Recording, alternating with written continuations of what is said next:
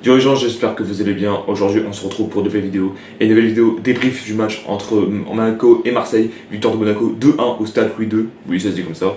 Donc, comme d'habitude, n'hésitez pas à liker cette vidéo, à la commenter si ce n'est pas déjà fait. Partagez la chaîne et la vidéo à vos amis si ça vous a plu. Abonnez-vous à la chaîne et activez la cloche de notification pour rater aucune des prochaines vidéos.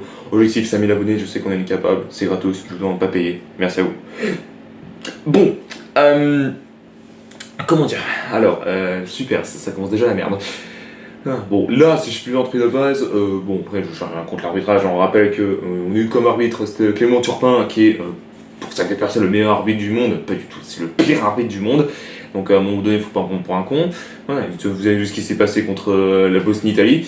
Il y en a qui disent qu'il a fait un bon match, etc. Mais bon, voilà quoi. Alors que quand je dis Bosnie-Italie, c'était, si vous suivez mes vidéos, tiens bon, j'ai fait la qualification pour la Coupe du Monde 2026, donc c'était par rapport à ça. Donc du coup voilà, donc on va pas directement la coupe de l'équipe, le débrief entier, bon, le classement où on est, même si vous l'avez vu sur le dernier post que je viens de sortir. Alors, nous avons eu en copo Rio Cash, ça change pas. Ensuite Medina, Ekaneri, Reilly, Pavard, donc Benjamin Pavard en défense. Ensuite Pexao, Højbjerg, Timber, Wea au milieu de terrain. Ensuite Gouiri, Traoré en attaque. Et en numéro 9, Pierre Aubameyang, ça ne change pas du tout. Ah oui, alors d'habitude notamment cette vidéo devait sortir hier soir, mais j'étais pas plus en forme depuis que la défaite. Et voilà, franchement, tu vous les de plus de toute manière. Voilà quoi. Bon, là, on commence le match. Bon, après, bon, c'était plutôt serré. Et on va dire qu'il y a eu deux occasions dès la 10e minute de jeu, enfin 11e et 13e. Donc, un de nous et un de Monaco. Donc, un sur Timothée Weah, c'est un filtre dans le cœur du jeu à l'orée des 16,50 m, du coup, pour de la SM, donc Monaco.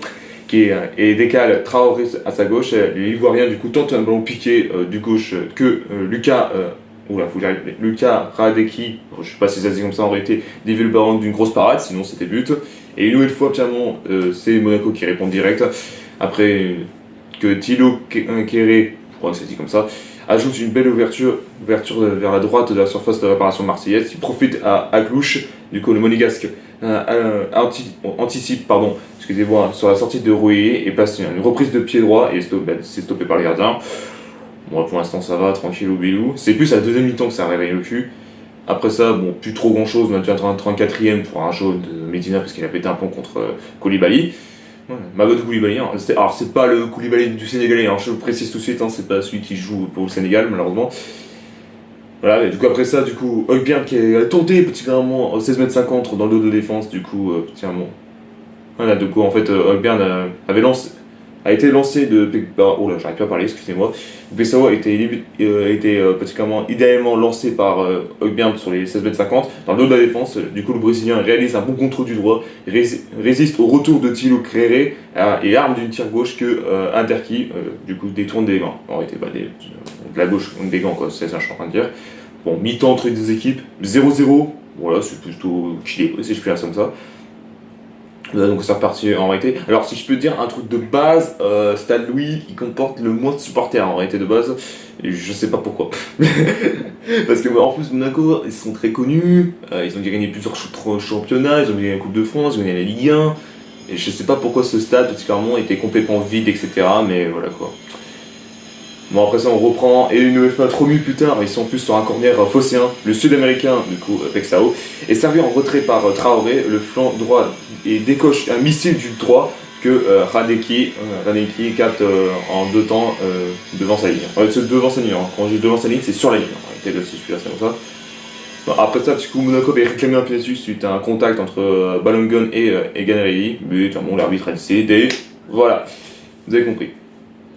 En même temps, quand si on parle, les gars, particulièrement, de Clément Turpin, le pire arbitre du monde, franchement. Il aime pas Paris, il aime pas Marseille, il aime pas Monaco, il n'aime personne, le mec, sans déconner. Franchement.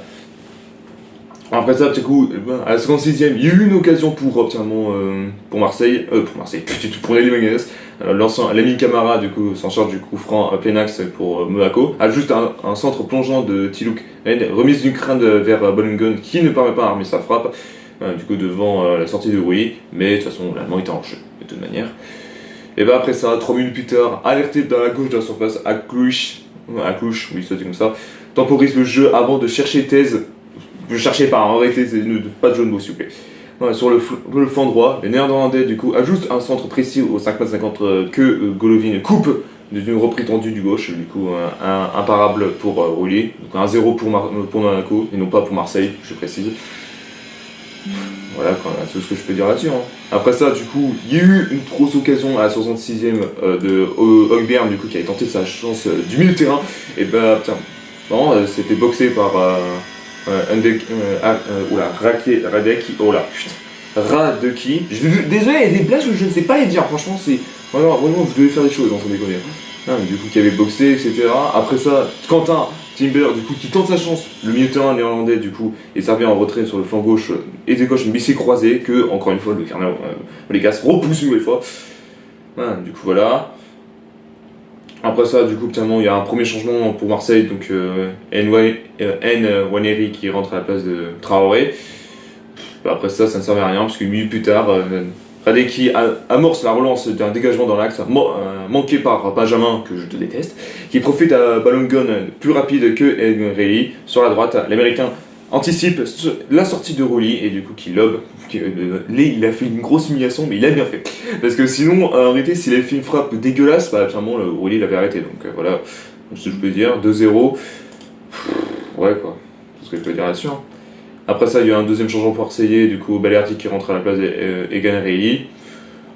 Après ça, plus trop grand chose. On s'est dit, allez, suite le but de Marseille, du coup, à 85e, de Medina qu'on combine du coup avec Timber dans l'axe et le lance Gouiri sur la gauche dans la surface monégasque.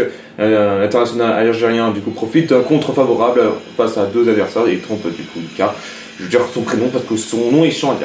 Il est sur un tir de bout portant, donc tranquille. Bon après, spécialement c'est son but à Gouiri. Bon là du coup voilà. Après ça, le Balerdi a pris un jaune parce qu'il a fait un tac contre Diatta. Après ça, deux derniers changements, non pas du tout, les deux changements du côté de Marseille, donc Emerson qui rentre à la place de Gouéa et Abdelli qui rentre à la place de Højbjerg, rappelle Abdelli qui était du côté d'Angers. Et après ça, du coup, Gouiri qui s'en charge, du coup franc, excentré au côté droit, adresse un centre vers les 5,50 que Medina détourne de l'épaule. Et du coup, finalement, Lucas, encore une fois, qui est vigilant, il fait une belle claquette, sinon c'était but. Voilà, donc plus rien à faire, il n'y a plus rien, donc voilà, score final 2-1 pour Monaco. Au classement général, on est 4ème, et ça me plaît pas du tout, parce qu'en réalité, là, Lille vient de gagner particulièrement contre Lens, 3-0, choqué total. Donc voilà, bon, on espère se réveiller le cul pour les prochains matchs, et puis bah voilà quoi. Merci à tous d'avoir suivi cette vidéo, n'hésitez pas à liker, à la commenter si ce n'est pas déjà fait, partagez la chaîne et la vidéo à vos amis si ça vous a plu, abonnez-vous à la chaîne et activez la cloche de notification pour rater aucune des prochaines vidéos, et on se retrouve très bientôt pour une nouvelle vidéo. Peace.